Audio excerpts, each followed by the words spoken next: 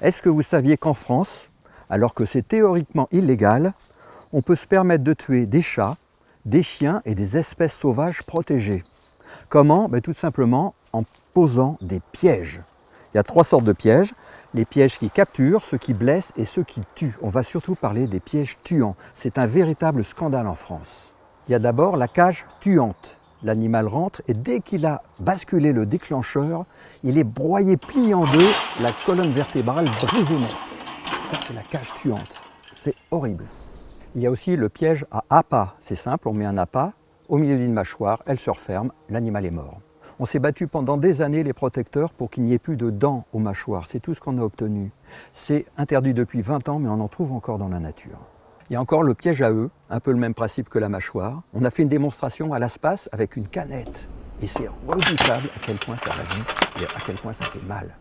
Des engins de mort, il y en a plein. L'imagination humaine est sans limite dès qu'il s'agit de faire mal. C'est terrible. Il y a encore le piège en X, par exemple. Là, à nouveau, démonstration au ralenti. Vous imaginez à vitesse normale. Alors, les piégeurs, bien sûr, ils vont vous dire que les animaux ne souffrent pas tellement ils meurent rapidement. C'est même pas toujours vrai parce qu'il y a des pièges qui agissent par noyade. Le temps de l'asphyxie, évidemment, ça va pas vite. Le deuxième problème, c'est évidemment que ces pièges ne sont pas sélectifs. Qui oserait affirmer qu'un système en fer va reconnaître l'espèce qu'il va clapper? C'est pas possible. Entre une fouine et une martre, il n'y a quasiment aucune différence, sinon juste la couleur de la bavette. Donc le piège, évidemment, il va flinguer l'une comme l'autre, alors que l'une est souvent protégée et pas l'autre. Et des pièges non sélectifs peuvent attraper des animaux domestiques.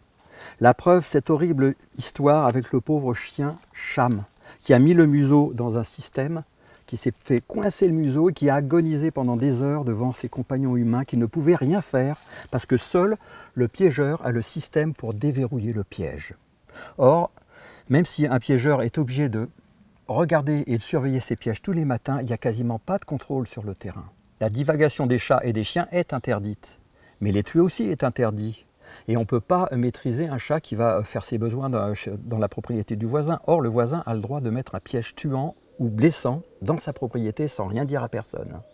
Imaginez le problème. À l'ASPAS, l'Association pour la protection des animaux sauvages, nous demandons l'arrêt total de ces pièges tuants. Tout ça vous agace? Adhérez à l'ASPAS.